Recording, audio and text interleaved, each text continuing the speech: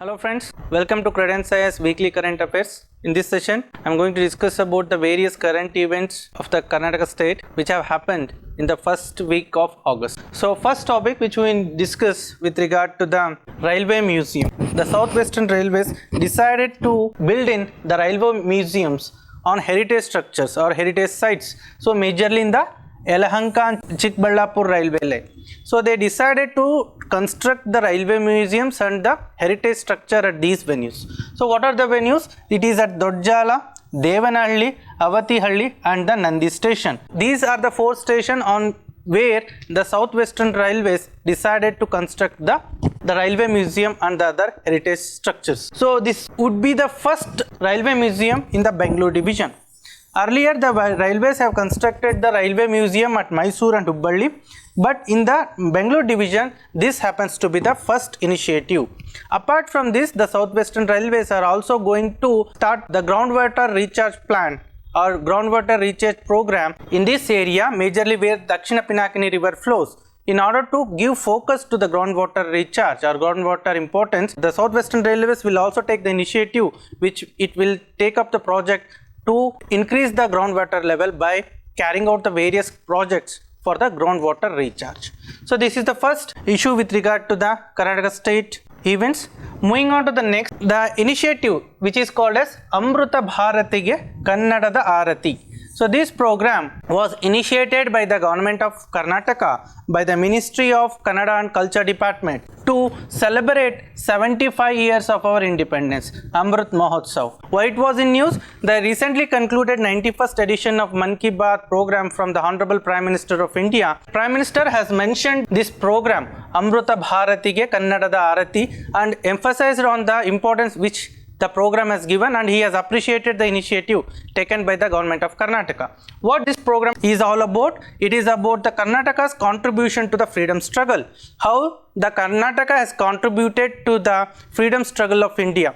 For this, it has published a book focusing on the 75 persons, the importance or the major freedom fighters. It has took 75 persons and it has mentioned 75 historical important places which have made an important contribution towards the success or its contributions towards the freedom movement.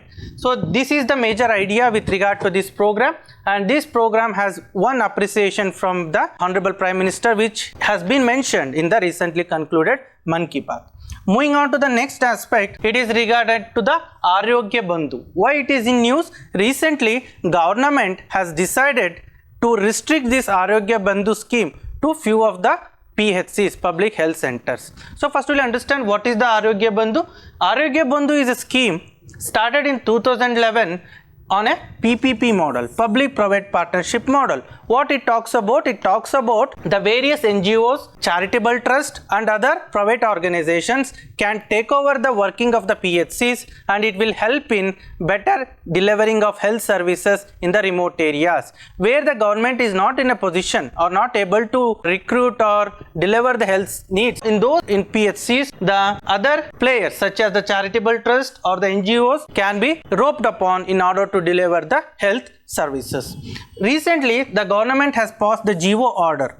So in 2020, the government has decided to take over all the PHCs who are under the various NGOs or charitable trusts because of the various discrepancies in the delivery of goods and services. Because of the various drawbacks which the PHCs went through in this phase, the government decided to scrap this scheme. And the government has established a committee to look into the details of this, and based on the committee's order, it has decided that only those PHCs which are very remote and they are 15 km away from the highways, only those PHCs are given permission to carry forward this Arogya Bandhu scheme. And they have given various guidelines such as there should be a medical doctor, there should be a MBBS doctor need to be appointed to each PHC. All the medical, paramedical and other administrative staff should be recruited properly, and all the persons should be below the age of 60.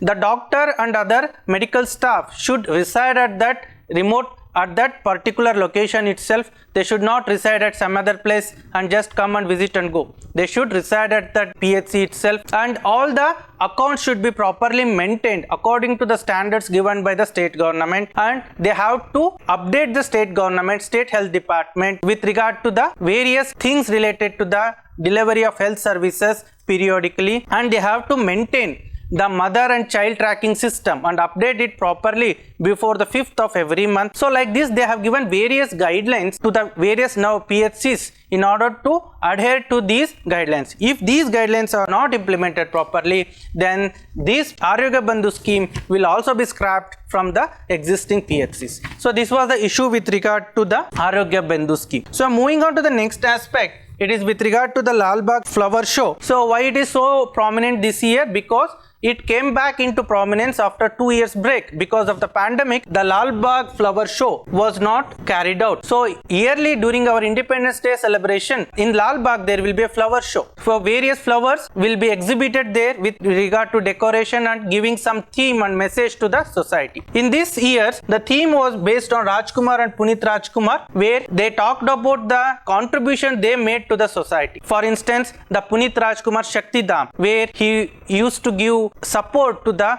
various children, orphans and other destitutes, and he has supported them with regard to their education and everything. So this is one of the noble initiative that they have made to the society. Then apart from that, they have also made a replica of the Rajkumar, giving importance to the eye donation. So both Rajkumar and Punit Rajkumar, they have given the message of Netradana, and also they themselves led from front by donating the eyes. So it gives a message to the society stressing on the eye donation. So Netradana. So these are the major themes of this year's Lalbagh flower show. Moving on to the next aspect, it is with regard to the State Institute for Transformation of Karnataka. So SITK. Okay, what it is, the role of the planning board is now taken by the State Institute for Transformation of Karnataka.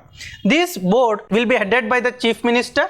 The Chief Minister will be the chairman. It is modelled on the lines of Niti Aayog, National Institution for Transforming India.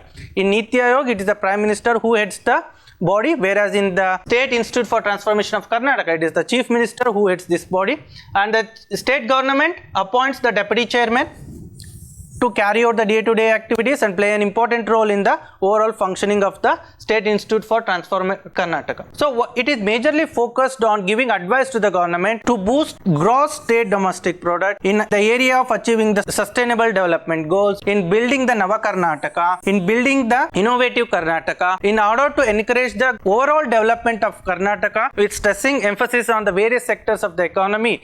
This body will give advice and acts as a think tank to the government. So in this institution, this body will have 8 experts covering the various fields such as education, agriculture, innovation, skill development, IT, BT. Like this, there are various 8 experts coming from various academic fields will be a part of this body. Apart from this, there will be also ministers of the cabinet rank given the portfolio such as the agriculture, finance, rural development, IT, BT will also be a part of this body. And also there will be other institutes also involved in this functioning, that is the 14 reputed institutes like Karnataka Innovative Authority, ATI, Administrating Institute, Abdul Nazir Saab Institute. Like this, other 14 reputed institutes will also be a part of this body to give advice or suggestions to the government. Apart from this, body will also have various divisions such as planning departments, the erstwhile planning departments, district planning division, technical division, Karnataka Evaluation Authority, and Library and Publicity Wing will now become a part of State Institute for Transforming Karnataka. On the lines of the Niti Aayog, the Karnataka Evaluation Authority has been renamed as Karnataka Monitoring and Evaluation Authority on the lines of Development Monitoring and Evaluation Office of the Niti Aayog. So these are the various changes that the state government has brought in with regard to the new body which has been created in place of the earlier planning board. So moving on to the next aspect, it is with regard to the Ranganithittu Bird Sanctuary has been declared as a Ramsar wetland site of international significance. As all we know, Ramsar Convention is a convention with regard to conservation and improvement of the wetlands. Wetlands are considered considered as one of the most important ecological habitats of the ecosystem. So wetlands plays a very important role in the various ecological functions such as the recycling of water, it helps in purification of water, it acts as a habitat for various flora and fauna. So like this, they makes various important contributions to the ecosystem. In order to preserve and protect these type of ecosystem, the Ramsar Convention of International Significance has been started. So in India, as of now, there are 75 sites. In order to coincide with our Amrut Mahotsav, so totally 75 sites have been chosen as a Ramsar sites in India. Looking into this, Ranganatittu Bird Sanctuary is also called as Pakshi Kashi. It is situated in Mandya district and situated on the banks of river Kaveri.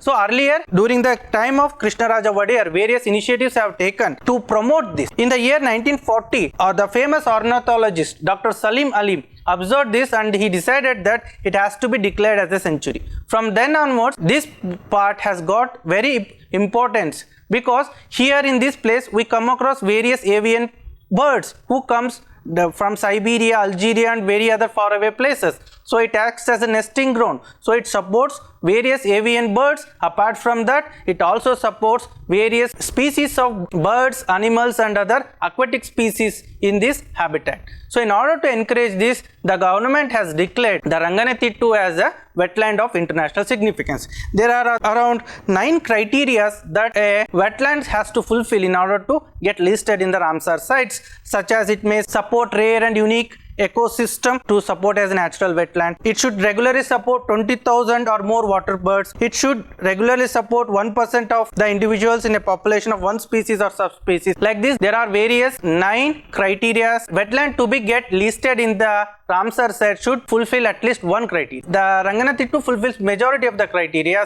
hence it has been declared as the Ramsar site of international significance. The government has also proposed the Agunashini estuary, which flows in the Western Ghats. Okay, the Agunashini estuary or the Agunashini river, which has its origin in the Western Ghats, western flowing rivers, has to be declared as the Ramsar site. So in the coming times, it may also be get listed as the Ramsar site. So these are the various events which have taken place in the first week of August. I hope you enjoyed this video. Thanks for watching this video.